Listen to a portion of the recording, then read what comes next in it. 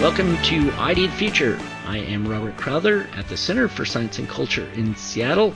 And joining me again today from Texas, someone who will be familiar to our regular listeners, Dr. Bob Marks.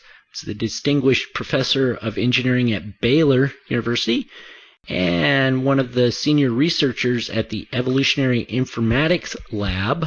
You can find out more about them, about the lab, and what they do there at evoinfo.org. That's evoinfo.org. I should also note that he is the co-author, along with William Dembski and Winston Ewart, also part of the Evolutionary Informatics Lab, of the book Introduction to Evolutionary Informatics, which is very accessible. It's not as threatening as the title might sound to non-scientists like me. It's very interesting, and it is based on a lot of the work done out of the lab. And if you want to get to that deeper level, really get into the technical nitty-gritty and the mathematics and so on, you can do that at evoinfo.org. But I would recommend, for most people, probably will appreciate the book, Introduction to Evolutionary Informatics. It's available, of course, at Amazon.com. Thanks for being here today, Bob. Thank you. Along the lines of your book and information theory and so on, I wanted to talk a little bit about artificial intelligence, what the state of it is today, how much progress is being made, if any. How good are we at programming things to be like us? I mean, how smart are the machines we're making? What's the state of that? Well, number one, I do think that there is a danger in artificial intelligence, but it isn't from them becoming human-like. It's rather putting them in experiences which they have never experienced before. I read about one of the examples of a self-driving car that did really great until a plastic bag flew across the front and it didn't know what to do. So therefore, it was trying to do something which it hadn't been programmed to do yet, and it didn't know how to respond. So I think that there's danger in that.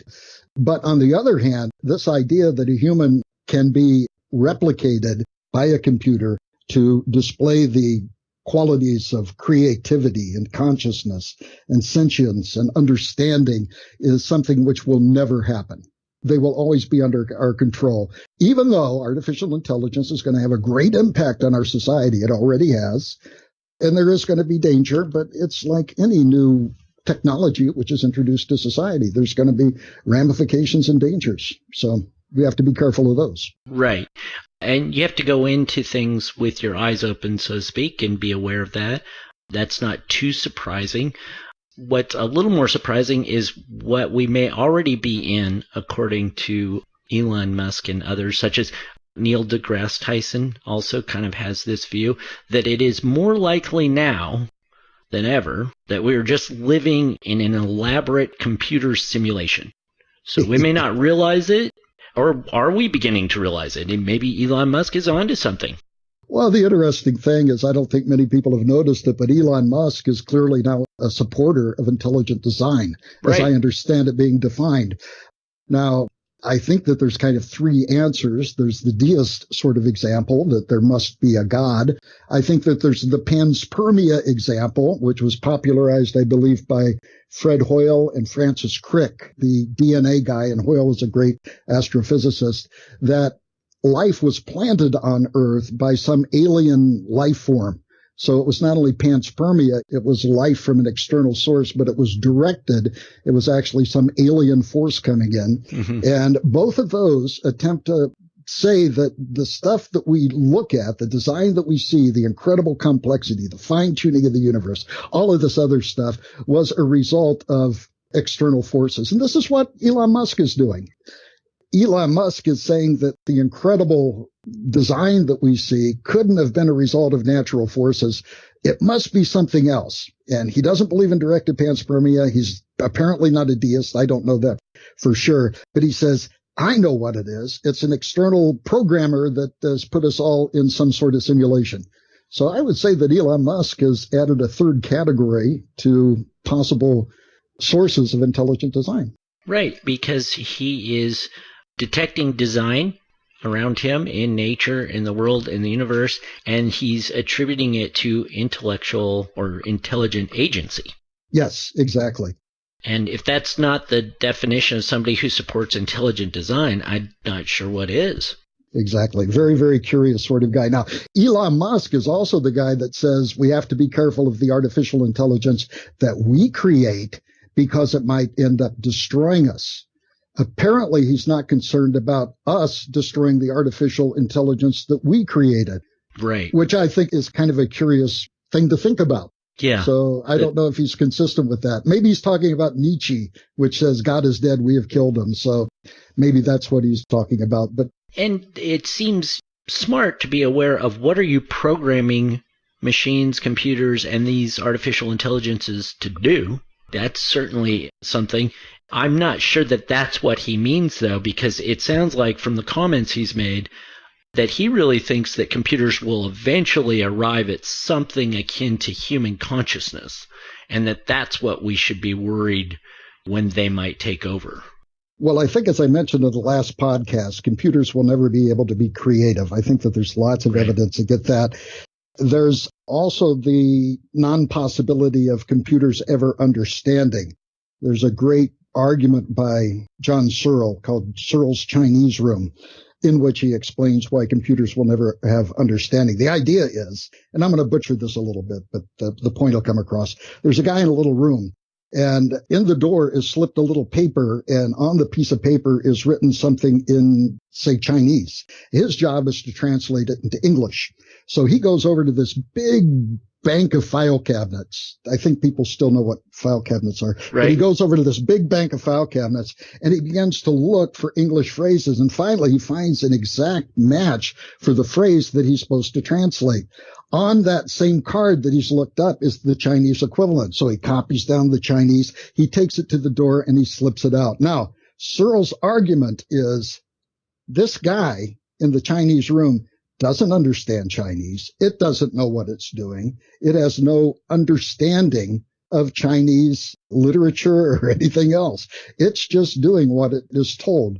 So I think that is just a beautiful illustration of why computers will never have understanding. They're just doing what they're told, just like the guy in the Chinese room. And sometimes they do what they're told better than we do. They add faster, they compute more, they have maybe broader set of dates and facts and things to draw on.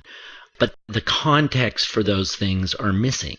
Yes, exactly. It can only do what it's told. It cannot extrapolate. It can only interpolate. It can take the data from which it is presented and actually interpolate among that data. But it can't extrapolate out of that body. It can't, if you will, think outside of the box. Right. And that is where creativity comes in. And if they can't think outside of the box, then they're not being creative. Right. So where do computers go from here with us designing and guiding the artificial intelligence if it's never going to achieve creativity and be able to introduce uniquely new information and things? If you had to look forward in 10, 20 years, where do you think artificial intelligence is going? Well, first of all, I would quote the great physicist Niels Bohr, who said forecasting is dangerous, especially if it's about the future. Right. So I'm not a big believer in forecasting because I've looked back at people that have forecasted in years past, and many of them have made kind of fools out of themselves. But I do think that artificial intelligence will gain a greater and greater hold on our world. But again, it's going to be like the Industrial Revolution, where all the farmers moved to the cities. Anything you can think of writing an algorithm to do will eventually be replaced. But then there are other things, such as webmasters, computer programmers, and such, that won't be replaced. I've heard these people referred to as knowledge workers. And the future will belong to the knowledge worker that actually interfaces with artificial intelligence. So, yeah, I see this quite a bit. The other thing which is also intriguing is the ability of artificial intelligence to augment our performance. Oh. I think that all technology augments a human trait. Cars go faster than we do. Calculators add faster than we do. So we're going to be augmented by the access to the knowledge of the world. I have that at my fingertips now on my cell phone, and it blows my mind. Right. I'm old enough to remember going to the library looking for a paper and going through the stacks and finally finding the volume and opening it to the page, and some jerk has ripped it out and taken it away. And I don't have to worry about that anymore. I can just look it up on my phone. It's incredible. Now, there's a trade-off because I've sacrificed totally my privacy. Mm-hmm. Google knows where I am every second of the day, I imagine. So there are going to be trade-offs of that sort too. But I do like the idea of virtual reality, the idea that we will be augmented into being able to do experiential sort of things without traveling. I think that's going to be really, really interesting. Well, that is interesting. And unfortunately, that would have to be a discussion for another podcast because I think we're nearing our time. Okay. But I want to thank you for being here today with us, Bob. I appreciate it. Okay. And I want to remind listeners to head over to Amazon.com and check out Bob's book, Introduction to Evolutionary Informatics. If you're interested in these topics, I think you'll enjoy reading that. And if you're interested in these podcasts and want to hear more or others, you can check out our catalog of all of them at idthefuture.com. That's idthefuture.com. This is Robert Crowther for ID the Future. Thanks for listening. This program was recorded by Discovery Institute's Center for Science and Culture. ID the Future is copyright Discovery Institute. For more information, visit intelligentdesign.org and idthefuture.com.